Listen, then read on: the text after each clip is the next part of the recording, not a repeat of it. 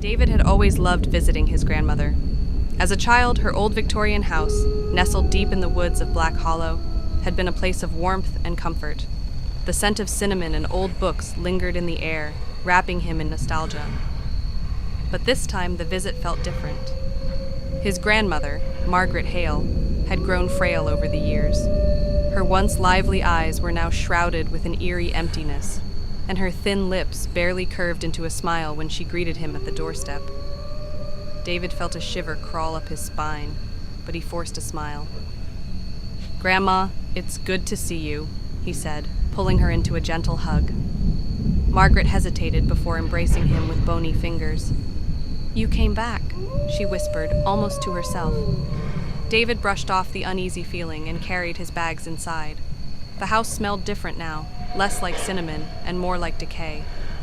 The wooden floors creaked beneath his feet, and shadows stretched unnaturally in the dim light. Something was wrong. The whispers in the walls. That night, David struggled to sleep.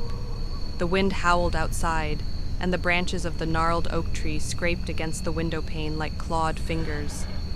As he lay staring at the ceiling, a faint whisper slithered through the darkness. At first, he thought it was the wind, but as he listened closer, he realized the whispers carried words. "Leave while you can. She knows you're here." David shot up in bed, heart hammering. He glanced at the door, half expecting to see his grandmother standing there, but the hallway was empty. The whispers, locked room. The next morning, David explored the house, trying to shake the unease clinging to his skin. He noticed something strange. One of the doors on the second floor, one that he had never seen before, was locked. "Grandma?" he asked at breakfast. "What's in that room upstairs?" Margaret's spoon froze midair, her expression darkening. "That room stays locked," she said flatly. "You must never go in there." David nodded, but his curiosity burned. What was she hiding? The cries in the night. That night, the whispers returned, louder this time.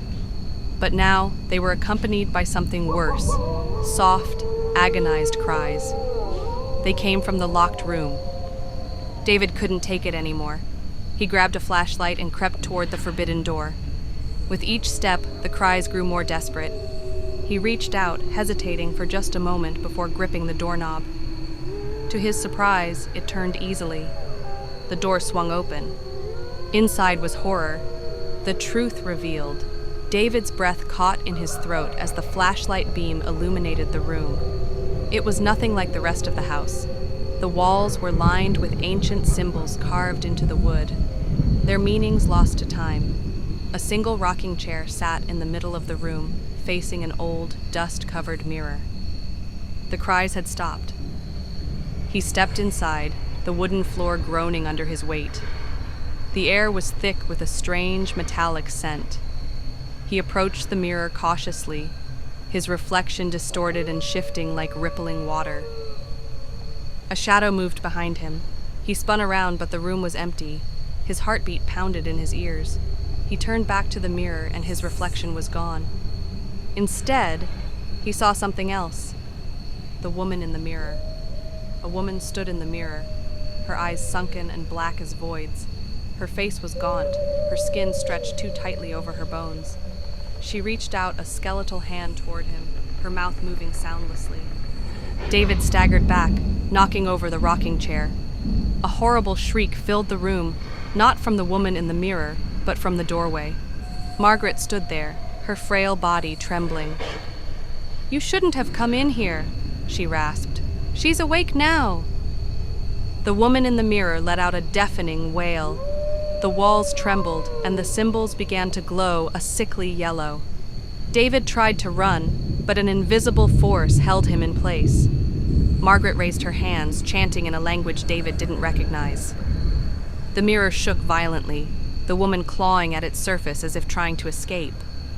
Then, the glass shattered. The curse, a rush of icy wind blasted through the room, throwing David to the floor. The entity was free. Margaret collapsed, gasping for breath. "I tried to keep her contained," she whispered, "but now she will take what she came for." David scrambled to his feet, his mind racing. Who is she? Margaret's eyes filled with sorrow. Your mother. David's blood ran cold. A mother's wrath. The entity loomed before him, its form flickering between the skeletal woman and something far worse. A creature of darkness, with elongated limbs and hollow eyes that oozed shadows. You left me, it hissed. Memories flooded David's mind. His mother had died when he was a child. At least, that was what he had been told. But what if she hadn't died? What if she had been trapped? Margaret clutched his arm. You must send her back. How? The book? The one on the shelf in the study? It has the ritual. David bolted from the room as the entity shrieked, the house shaking with its fury. The final battle, David tore through the study, searching frantically. His hands found the old leather-bound book, its pages brittle with age. He flipped through it, his grandmother's voice weakly guiding him from the doorway. Hurry! The entity descended upon Margaret, its claws sinking into her shoulders. She screamed. David found the page. He read the incantation aloud, his voice shaking.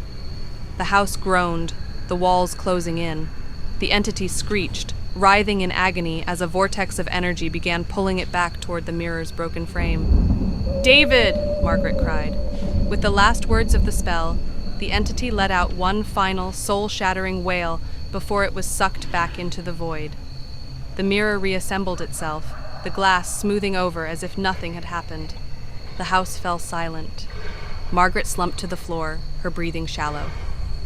The price paid, David rushed to his grandmother's side. Grandma, stay with me. She smiled weakly. It's over. For now. Tears burned in his eyes. Don't leave me.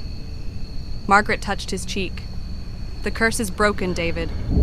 You are free. With that, she closed her eyes and the life faded from her body. David sat there for a long time holding her hand. The house felt different now, lighter, as if a great weight had been lifted. As he finally stood and looked toward the mirror, a single whisper echoed in the air. Goodbye, my son. David knew he would never return to Black Hollow, but he also knew that some doors should never be opened. Title: The Whispering Woods, The Cabin. Clara's boots crunched over brittle leaves as she approached the cabin, its sagging roof swallowed by ivy. The forest around her hissed with wind, carrying the scent of damp earth and something metallic. A year had passed since her sister Lila vanished here. Now Clara clutched the rusted key to Lila's last known refuge. Inside, dust motes swirled in shafts of pale light. A journal lay splayed on the desk, its pages warped. Lila's handwriting screamed in frantic loops. It watches from the trees. It knows my guilt. The first night, by dusk, the woods yawned with unseen life. Branches scraped the cabin walls like skeletal fingers. Clara lit a kerosene lamp, its glow pooling weakly. She traced Lila's final entry. I hear it whispering my name. It's not the wind. A floorboard creaked upstairs. Clara froze. Rats, she told herself. But the sound came again, deliberate, heavy. She climbed the stairs, each step a drumbeat in her ears. The attic door hung ajar. Inside, a child's doll sat propped against a trunk, its porcelain face cracked into a leer. Lila's name was scrawled across its chest in red wax. The Old Man. The next morning, Clara found an old man stacking firewood near the tree line. His eyes flickered to the cabin. Ain't wise to stay here, he muttered. Wood's got a memory. They don't forgive. What happened to my sister? Clara demanded. He spat. Folks say a spirit haunts these parts, feeds on regret. Your sister carry any secrets? Lila's journal flashed in Clara's mind, the guilt-laden entries, the mentions of a car accident she'd hidden. The whispering. That night, the woods fell eerily silent. Clara huddled by the fireplace, Lila's journal open. A draft snuffed the flames. Clara! The voice slithered from the shadows, guttural, wet. She bolted upright. The doll from the attic now sat on the hearth, its head tilted. You let her die. Clara's breath hitched. The accident. Lila had been driving drunk. Clara had covered for her. The confrontation. A figure materialized at the window, a woman with hollow eyes and skin like bark. Her mouth stretched into a rictus grin. Guilt tastes sweetest. Clara fled into the forest, roots snagging her ankles. The thing lurched behind, its whispers echoing, "Run, run, run!" She stumbled into a clearing where a gnarled oak stood, its branches adorned with ribbons and photos, tributes to past victims. Lila's face smiled from a Polaroid. The spirit closed in, its breath rancid. "You knew," it hissed, "and you said nothing." The escaped Clara grabbed a rusted axe embedded in the tree. With a scream, she swung. The blade struck the spirit's arm, which dissolved into smoke. The woods erupted in howls. She ran until her lungs burned, collapsing at the edge of a highway. A trucker found her at dawn, muttering about shadows in her rearview mirror. The curse back in the city, Clara scrubbed the dirt from her nails, but the whispers followed.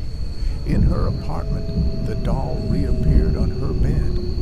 Outside her window, the oak's silhouette loomed, impossible, miles from the woods. The journal's last page fluttered open. In fresh ink, it read, "It's your turn now. Your turn."